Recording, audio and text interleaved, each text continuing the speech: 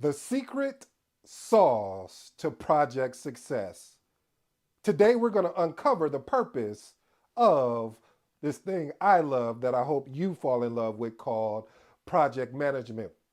If you're new to the channel, I go by the name of ED. For all you smart and intelligent folks out there, that just simply means Ed. I have an 8-point framework in which my goal is to unpack today's title, which is entitled today is what is the main purpose of project management? Again, what is the main purpose of project management?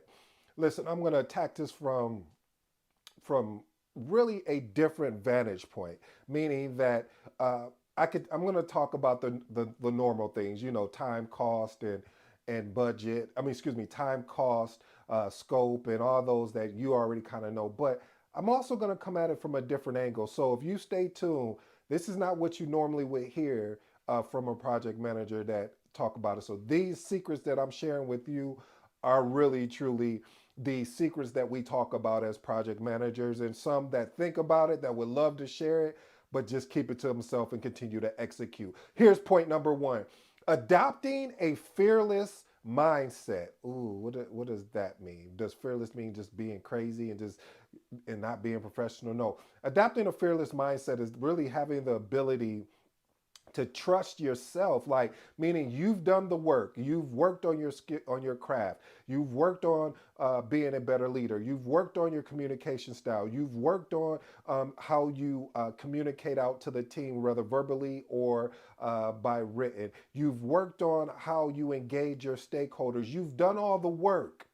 Now let's put this work to the test. And a lot of times what I see when especially new project managers that come in, they don't adapt that fearless mindset because they're afraid of what happens if this goes wrong or what happens if this goes wrong. It's gonna go wrong. So now the question is, how do we correct it once it goes wrong? Having that fearless mindset meaning is that always knowing that you can course correct. Having that, okay, you get where I'm going with that fearless whole mindset. Hey family, thank you guys so much for watching today's episode. Hit that subscribe button, hit that like button, and listen, you guys got me to 200. 200 subscribers, man. Much love. I really appreciate that. For those who are continually to watch and not hit subscribe button, well, I got a personal message for you. Hey, hit the subscribe button. It's not going to cost you anything. All right, let's get into point number two. Strategic thinking. What does that mean? See, as a project manager, one of the things is what we really don't really discuss about in project management, or I should say really the purpose of project management is having the ability to see the big picture and plan long-term strategies that align with what the organizational goals. Here's an actionable step for you. Regularly review the project objectives in the context of what the organization strategy is. You should know what that organization strategy is. If you do not, ask your leader, hey, what is the organizational strategy which it pertains to this project or what it pertains in general to the organization? Being able to have these organizational strategy or what the organizational strategy is, it would align you better when you are in those conflicts with stakeholders who are like, well, why are we doing this? Why do we have to be aligned and committed to this? Well, let me explain the reason why. The reason why is because it affects this area, that area. Most of the times when you run a project, I always try to find out, is this a cost type project, meaning are we saving money or are we growing revenue? Is this a resource? So I look at it from that advantage point because what happens is you can use that as a conversation with your stakeholders because a lot of times stakeholders don't even know why they're on this project. Like, yeah, they know they've been assigned, but what is the value? What is it in it for them? And we as project managers, we have to think of that. That's why it's important for project management because we can sell this better. When I say sell, I'm not talking about like being a salesman, even though you are, or a salesperson, even though you are. Point I'm trying to make is ensuring that we set the stakeholders up for success by ensuring their alignment and their commitment with the project. Point number three, I could leave this out. I'll say decisiveness versus choice. Decisiveness versus choice. What does that mean? See, a lot of times on projects, you'll have a choice to go with this option or option A or option B. But when you are decisive or you make a decision, it's either we're going with A, and if A doesn't work, we'll transition to B. But right now, this is currently where we're at. We're keeping that mindset open though to say that we're adaptable, but we're going to do everything possibly to make the best decision based on the information that we have. Here's a quick message too out there. I understand, especially if you're a new project manager, it can be challenging to make these type of decisions because again, in your mind, you're telling yourself a story to say, well, what happens if this goes wrong? Well, let me give you a fresher breath air, as they would say. If it does go wrong, what are you going to do to correct it? I said that at the beginning because the reason why I keep saying that is because we get in our way of a lot of things that, especially when we're leading projects, we will get in our own way and sabotage the project because of that concern. What's the point of having a risk register? What's the point of having an issue log? These two artifacts are supposed to help guide you. On top of that, you have stakeholders in place that's supposed to be also be that extended arm of helping you lead the project as you're moving forward. Let's move on to point number 4. Leadership and motivation. Hey, you gotta motivate that team. I'm gonna be honest with you. I wish I could tell you you could come in here and give them a bunch of tasks and say I'm out. That doesn't work that way. Not on exceptional teams. Now, if you're on a team that they don't appreciate you motivating them, they don't appreciate you having leadership, then that's probably not going to be a really good team for you because of the fact of you're there to lead, you're there to inspire, you're there to motivate. Now, when I say motivate, I'm not saying it in a cheesy type of way. I'm saying setting clear expectations. I'm saying providing support. I'm saying recognizing, watch this family, achievements. That's what I'm talking about of motivate and leadership combined together. That is going to be what is a true foundation when you're leading a project of setting clear expectations, providing the necessary support, and understanding and when I say understanding and recognizing the achievements that's required. Because when you do this, more stakeholders are going to work with you because they know what they get. They know you're going to inspire them. They know that you're going to recognize their achievement. You're going to set the objective clear even if you guys have to pivot. You're still going to make a clear, conscious. And articulate out the information that you need to articulate out. Point number 5. This is something that we all should know. Time management and prioritization. What basically this is meaning is the ability, watch this family, to manage your own time and prioritize tasks effectively. I've done it many times where I didn't manage my time really well because I was managing everyone else. As I shared with you before, family, and many times when and I'm working and I'm getting better on this. I'm getting 1% better on this. And what I mean by that is I'm finally taking the mask and putting it on myself. What do you mean? Taking the mask and put it.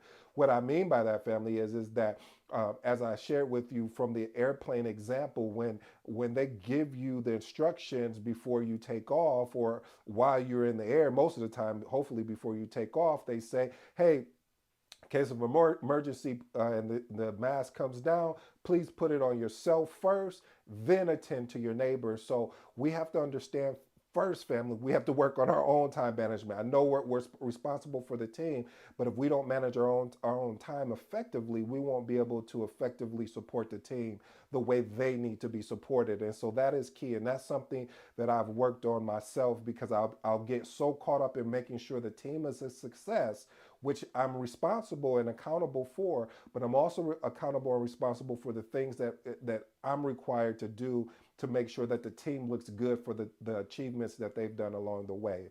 Let's move on to point number 6, stakeholder engagement and communication. Listen, in the book behind me, that's one of the biggest things. The Magnetic, if you haven't picked it up, it's called The Magnetic Project Manager. Really great read, really for anyone that is new all the way up to experience, because there's going to be some nugget that you pull out of there that you're really going to enjoy. But stakeholder engagement and communication, I'll make it really clear and straight to the point.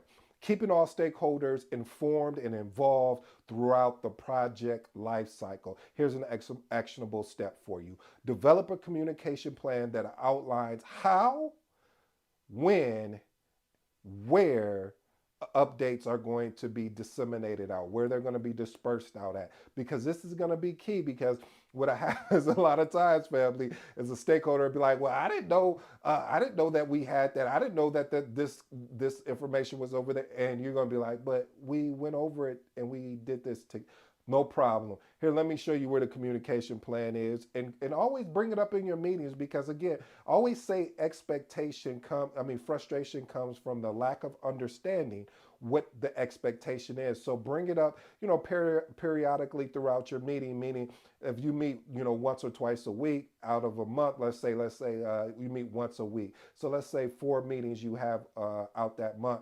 Maybe bring it up out of two out of the 4 meetings of saying, hey guys, just want to check in on the communication plan and making sure, and just bring it up. Hey, I understand that this group of stakeholders like to be connected via Teams. This like prefer email. So constantly bringing that information up in front of your team. Point number 7, one of my favorites: message customer centric mindset. What in the Jesus take the wheel does that mean? Let me tell you what that means, family. It means prioritizing the needs and satisfaction of the end user or customer project decision and outcomes. Family, it's always unique where when you're working on a project, especially a software project. I remember a lot of my software projects, and I'll be working with the development teams, and it will always be that one that wants to add on all of these different bells and whistles. And they're like, no, we can't do that because it's going to slow down. We have a set deadline on when we're supposed to get this out. Now, if the customer wants to do that, we can sell that as a add-on. We can sell that as an upgrade. But putting all of this on here now, the customer didn't ask for that. We can do that post and mention that and say, hey, customer, this is some of the things, but don't, and I repeat, don't go in and start creating all these extra items. We know what that's called, right? Gold plating. So what I want to make sure, family, is that you always putting the customer first. You're thinking about the customer. Involve the customer in the development process as well, and use these feedback loops to be able to work on the deliverables. We sometimes call that Scrum. All right, let's move on to point number 8. Point number 8 is negotiation skills. Listen, there's a reason why project management is important is because you got to have the ability to negotiate. Negotiation, yes, that's negotiation. I'll tell you, through this craft, through this thing I love that I hope you fall in love with, called project management, being able to, I don't know why I did that really hard, but it just felt good to do it. But anyway, being able to negotiate is a really good skill to have. It's a transferable skill as well. What I mean by transferable, meaning if you decided not to do project management more and you wanted to go on a different career path, you're going to find yourself negotiating, whether it's negotiating your salary or negotiating on anything. Negotiation is a key thing, and I'm going to recommend the same book I recommended before, which was Never Split the Difference, and the author is Chris Voss. Great book if you ever want to understand about negotiation. And he's a really good person to study under for the negotiation piece. Here's a bonus.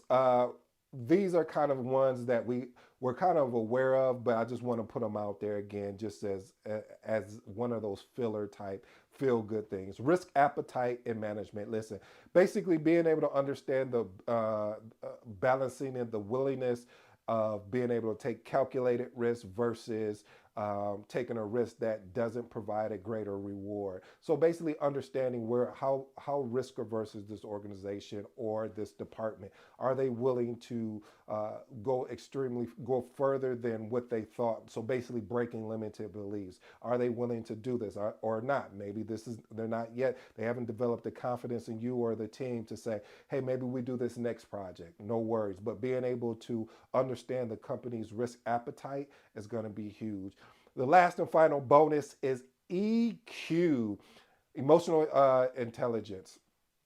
When I think of emotional intelligence, I know so many people have so many different ways of what EQ really means. And for me, in my own definition, what EQ means to me is really the ability to manage your own emotions when people push those buttons. So you have to know those buttons. And the only way you're going to know those buttons is if someone pushes them. And And then if you really work on yourself and knowing yourself is going to be another way. So tips for that is really reflect on emotional responses that maybe you've had in the past, that's challenged you in a way, and that's going to be one of the ways. Also, just maybe ask your peers, hey, is there something that you notice that I do when someone says something to get under my skin? Is there do I make a noise? Do I say a particular comment, or do I just get quiet? Like, might be able to help you, but first it starts with you. You know yourself better than anybody. I don't care if someone's been around you for decades. You still know yourself better. So when you feel that urge, you're getting irritated and frustrated, being able to manage your own emotions so you can win at this game we call project management. Until next time, I'm out.